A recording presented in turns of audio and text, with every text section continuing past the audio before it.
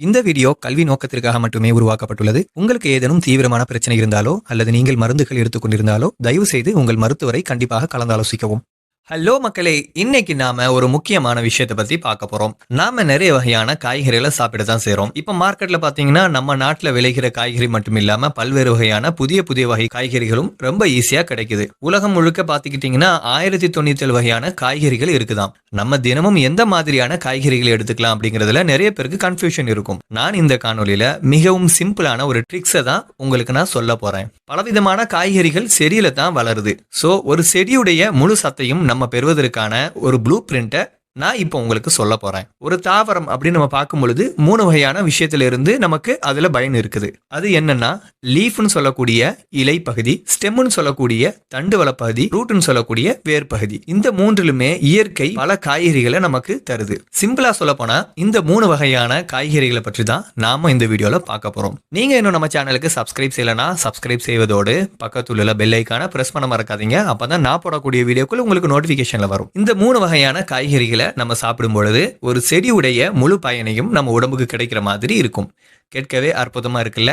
முதலாவதா இலை பகுதியில இருந்து பார்க்கலாம். ஒரு தாவரத்தினுடைய இலை பகுதியில இருந்து கிடைக்கக்கூடியது இயற்கை நமக்கு பல வகையான கீரை வகைகளை தந்திருக்கு. அதுல ஏதாவது ஒரு கீரை வகையை தினமும் நாம எடுக்கும் பொழுது நம்ம உடலுக்கு தேவையான விட்டமின்ஸ், மினரல்ஸ் எல்லாம் இதுல இருந்து நமக்கு கிடைக்குது.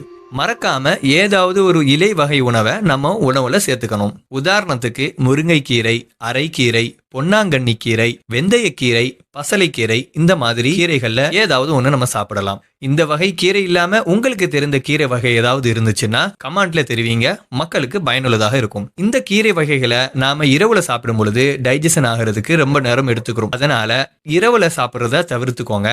மதிய உணவுல தாராளமா இதை நம்ம சேர்த்துக்கலாம். அடுத்ததா ஸ்டெம்னு சொல்லக்கூடிய தண்டு பகுதியில வளரக்கூடிய காய்கறிகளை பத்தி நம்ம பார்க்கலாம். என்னது, தண்டு பகுதியில காய்கறியா அப்படின்னு நீங்க ஆச்சரியப்படுறீங்களா? அது வேற ஒண்ணும் இல்லங்க. ஆங்கிலத்துல குரூசிஃபோரியஸ் வெஜிடபிள்ஸ் அப்படின்னு சொல்லக்கூடிய புரோக்கோலி, காலிஃபிளவர், கேபேஜ், இந்த மாதிரி காய்கறி வகைகள் ஒரு செடியுடைய தண்டு பகுதியில தான் வளருது.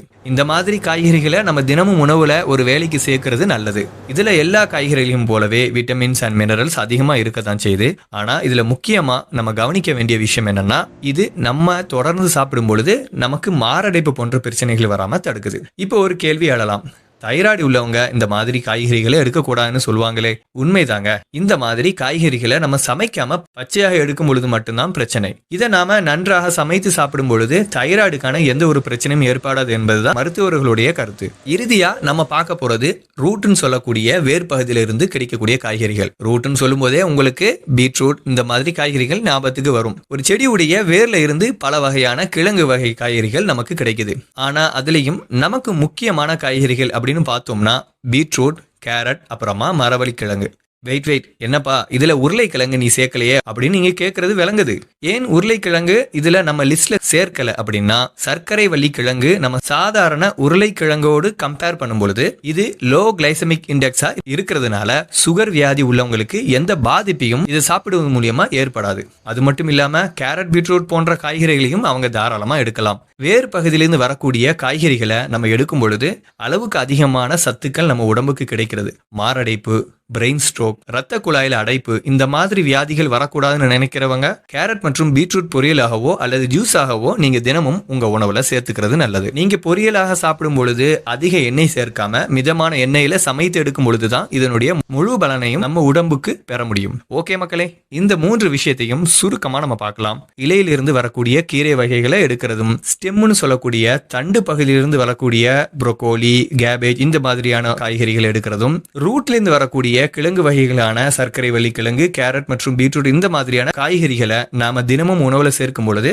நம்ம உடலுக்கு தேவையான அனைத்து சத்துக்களையும் தந்து பலவிதமான நோய்கள்ல இருந்து இது தடுக்க உதவுது. இந்த வீடியோ உங்களுக்கு பயனுள்ளதாக இருக்கும்னு நம்புறேன். இந்த வீடியோ பிடித்திருந்தா லைக் பண்ணுங்க, ஷேர் பண்ணுங்க. மறக்காம டெய்லி ஹெல்த் தமிழை சப்ஸ்கிரைப் பண்ண மறக்காதீங்க மக்களே. மீண்டும் அடுத்த ஒரு நல்ல பதிவில் பார்க்கலாம். நன்றி.